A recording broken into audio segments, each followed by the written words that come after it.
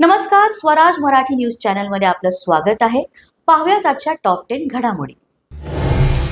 शेतकरी विरोधी वक्तव्य करणाऱ्या लोणीकर कोकाटेंचा विरोध करताना नाना पटोलेंकडून राजदंड उचलण्याचा प्रयत्न, अध्यक्षांकडून पटोलेंचं दिवसभरासाठी निलंबन, तर निलंबनाविरोधात विरोधकांचा बहिष्कार. लोणीकरांवर कारवाई करेपर्यंत शांत बसणार नाही. निलंबनानंतर पटोलेंची प्रतिक्रिया, मुख्यमंत्र्यांच्या सर्टिफिकेटची गरज नसल्याचं वक्तव्य.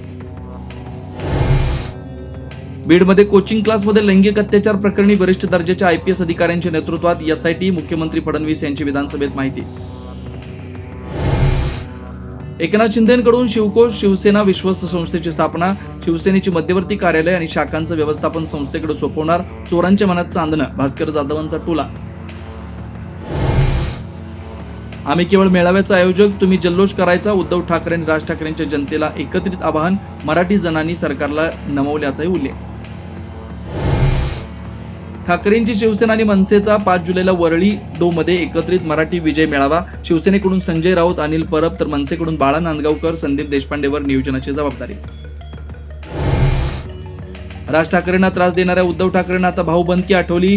ठाकरे बंधूंच्या एकत्र येण्यावर खासदार नारायण राणेंची फेसबुक पोस्ट, उद्धव यांनी राज ठाकरेंना पक्षाबाहेर जायला प्रवृत्त केल्याचा दावा. धुळ्याचे माजी आमदार आणि राहुल गांधींच्या विश्वासातले कुणाल पाटील यांचा भाजपमध्ये प्रवेश, 70 वर्षांनी पाटील घराण्यांनी सोडली काँग्रेसची साथ. शक्तीपीठ महामार्गाविरोधात पश्चिम महाराष्ट्र मराठवाड्यात चक्काजाम, कोल्हापुरात शेतकऱ्यांचा पंचगंगेत उडी मारण्याचा प्रयत्न, तर सोलापूर, बीड, जिंदोली, परभणी, लातूरमध्ये रास्ता रोको.